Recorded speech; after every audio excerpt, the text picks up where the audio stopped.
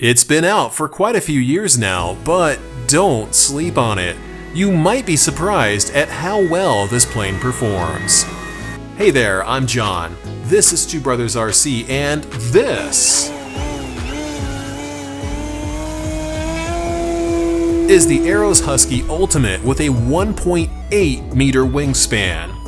It's a bush plane and it flies really well, but it's too big for me to want to fly anywhere confined. So we stuck to the Skyhawks field here in Holly Springs, North Carolina. It's a great club run by some really good dudes, and if you're in the area, swing by. You might run into us there. Let's dive into this and see what the Husky Special Edition is capable of. Moving into our agility section, Husky is a bush plane, and like any bush plane, it excels at flying slow. But it's also more capable than it looks. It's not confined to flying slow circles. It can fly fast. It can fly slow.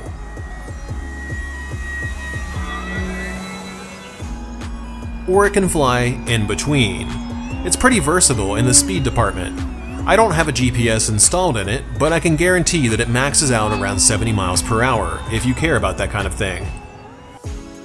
It can hover and torque roll with ease and is very stable when you hover it. If you're looking at me hovering in front of myself like I make it look easy, well, it is easy now, but it took me a lot of practice and a lot of hard work to get to this point.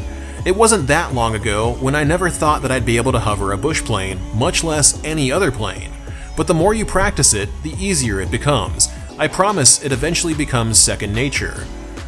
I know not everyone finds hovering a bush plane to be fun to watch or even fun to do, but I f***ing love doing it, and I always get a kick out of grabbing my plane and throwing it again. As a high-wing bush plane, it also excels at aerobatics and handles similar to a timber evolution in how it snaps, knife-edge spins, flat spins, etc. It's a very well-rounded plane. Going strictly by the review criteria, Husky can be flown with a neutral center of gravity.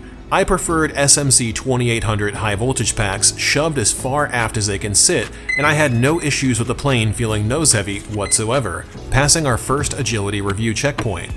It takes off without struggling. It's almost too easy. Bush planes generally have enough thrust to wait to just slam the throttle and pull the stick and take off, regardless of whether you've got flaps dropped or not. Landing is also pretty easy. If you like doing one-wheel landings, Husky does them no problem. It'll also come in for wheel landings with little bounce on grass. I never got the chance to fly it off pavement to test if it bounced there, but I doubt it would. Full stall 3-point landings are also ploppy, coming in with a satisfying thud. The Husky passes our second agility checkpoint. As far as adequate thrust is concerned, does it look like it's got enough thrust?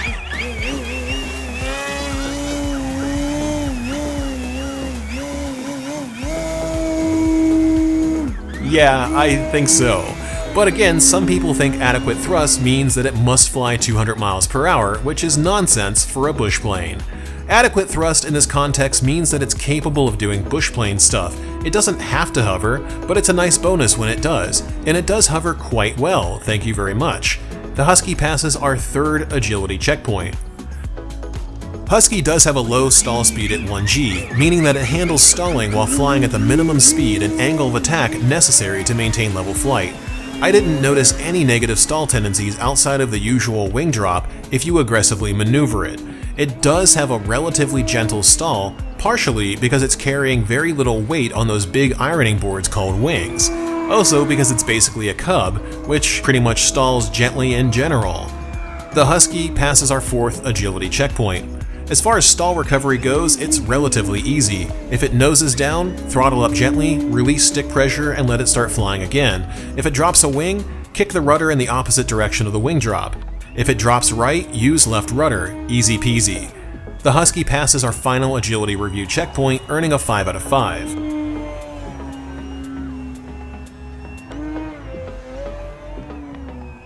Moving on to the flight time section, which is everyone's favorite, the Husky hits 3, 4, 5, 6, but not 7 minutes of flight.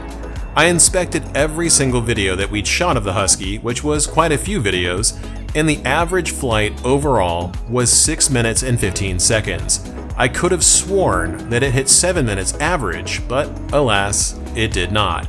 Now, if you were flying it in lazy circles, then it absolutely would hit 7 minutes and probably closer to 10 or more, or maybe if you used a larger battery. But I didn't, and I didn't fly it in lazy circles. And I don't have any video evidence of me flying over 7 minutes, and I'm not in the business of padding my review scores. Either it hit the metrics with how I usually fly, or it don't. And in this case, it don't. That isn't to say that it can't fly long, I just wasn't able to make it do that with how I flew it. Your airspeed may vary. Husky earns a 4 out of 5 here. Moving on to the landing gear section, the wheels definitely work, passing our first review criteria. But they might as well be lightweight boulders, so they fail the check for hard wheels. Now, they are attached to a suspension system, but it's basically just wire struts, and if you land hard enough, them shit is going right into the fuselage. So it fails again on this checkpoint. I didn't notice any bouncing on the Skyhawk's runway that we exclusively flew from. I don't think it'll be much of an issue on pavement, but if it is, the easy way to avoid bouncing is to full stall on landing in a 3-point configuration. Because this plane has so much tail authority, and because you won't have a problem with the center of gravity if you're using the SMC 2800 batteries that I recommend, you should have an easy time plopping it right in, passing our next checkpoint. Our final metric checks for the gear requiring low maintenance, and I didn't notice any issues with it the entire time that I flew. Perhaps if I was constantly slamming it in, maybe it would get mad at me. But I don't think that aircraft abuse should be factored in to whether something is good or not.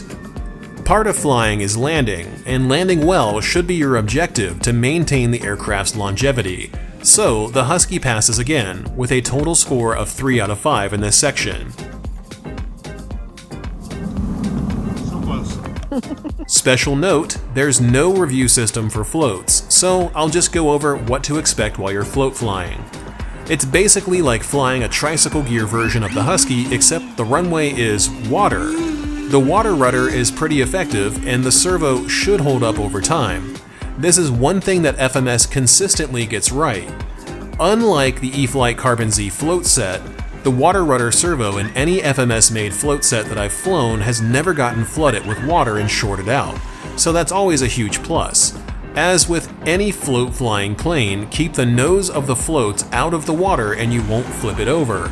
You can do this by holding up elevator while you're taxiing, which will keep the nose pointed upward along with the floats and should keep them from ever digging into a wave, which will almost certainly cause a potential flip. That ain't fun, ask me how I know.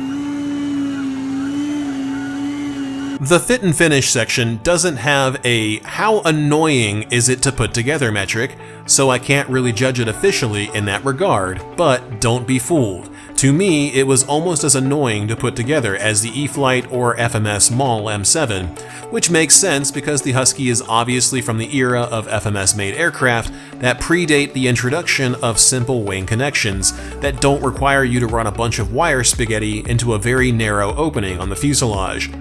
If you couldn't tell, this is definitely a rebranded FMS bird. Not that there's anything wrong with that, it's just easy for me to tell because of the way it is.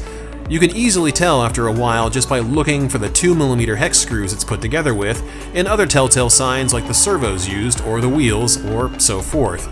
Moving into the actual scoring for the Husky, it ships with large control surfaces. That's awesome, and it definitely passes here. It also has beautifully molded foam, which also passes, no problem. However, the control surfaces are all foam hinged. Ugh. For a bird with a huge 1.8 meter wingspan, that is unacceptable, and you will want to pay close attention to the foam hinges over time. Even if you don't fly aggressively like I do, you will eventually notice them beginning to separate from the foam. A bead of foam tack will fix it, but it won't fix the ding I'm giving it here. The Husky fails this checkpoint. There are no decals to speak of on this plane, they're all stickers. Again, that's because FMS made it and is another telltale sign that it was made by FMS. The sticker quality is great, but they're still kiss-cut stickers and that is doo-doo. failing here. However, the stickers did adhere to the plane, so there's that. I really wish that FMS would get on the water slide train and stop using stickers already. I will die on this hill. Husky earns a 3 out of 5 in this section.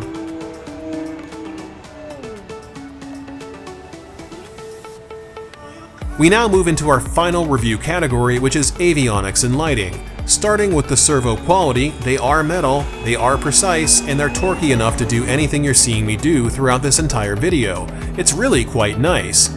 Fun fact, they're also the same servo that you see in the E-flite Extra 330, along with the FMS Super Cub 1700mm, and a few other planes, including the FMS Tiger Cat 1700mm. I didn't notice any ESC overheating issues at all, even while this footage was filmed during mid to late fall, no matter what I did with this plane. The lighting system functions passing this checkpoint, and it's mostly correct, with really nice LEDs on both wings. Although, the full-scale Husky appears to only have the landing lights on the left wing, not on both of them. I don't care, I think it looks cool, and I'm not gonna ding it for that. Feel free to call me a shill for that one if you want to, I just don't think it's fair to ding the plane when the lighting is otherwise correct. And while I'm writing this, I actually did some research and found out that some Huskies actually do have 4 landing lights, so it is correct after all. At least the nav lights aren't blinking or otherwise reversed somehow, which is mostly what this checkpoint is actually looking for. The motor mount looked well built to me, though if you hit the prop on something, you're gonna have to replace it. The propeller is wood and it will not accept you smacking it into something. It will shatter. Don't hit stuff with it. I shouldn't have to say this, but I will. Stop hitting your propeller and it won't break. Funny how that works. The Husky earns a 5 out of 5 here. Moving on to our overall scoring, Husky earns a 20 out of 25 overall, which is respectable. It certainly needs some improvements according to our bush plane evaluation metrics, but it's eminently flyable and I thought it was a whole hell of a lot of fun. This video introduces a new way to evaluate the final scoring of the models that we're featuring going forward, inspired by Ace Combat 3's aircraft statistics. For those of you who learn visually, the graphic on screen should really help illustrate the strengths and weaknesses of the airframe being reviewed. In this case, it's quite clear that the Husky excels in 2 areas, but it falls short in the landing gear and could definitely use some improvement in the fit and finish. Nothing is ever going to be perfect, even if it scores highly on the review system. How much the issues I identified actually matter is entirely up to you. Maybe you hate my guts and think nothing I say means anything. Maybe you're right. But I like to think that I have some idea of what I'm talking about though, and I definitely think that this plane is competitively priced when you put it up against similar aircraft in a similar size class like the E-flite Turbo Timber Evolution 1.5 meter, which, granted, does cost $30 less and comes with a receiver and has less wingspan, but also comes with better gear and tires and floats out of the box. Yes, the thing that I didn't mention is that you do have to buy the floats if you want them. Hobby Zone didn't send me the floats for the Husky, but fun fact, I already had the floats for the FMS 1700mm Super Cub laying around, and they're a direct drop-in replacement and are literally the exact float set that you're looking for. And this thing handles really well in the water, so I definitely suggest trying it. You might fall in love with float flying like I did. Here's the gyro gains for AS3X Plus. I ran an AR637T receiver. I did set it up for crow and full span flaps, but none of that is really all that useful on this plane, so don't even worry about it. All the flying that you saw here was done on what's essentially a stock setup featuring 150 travel on all surfaces, 50% expo, and the 2800 battery slammed as far back as it can fit while still being on the strap.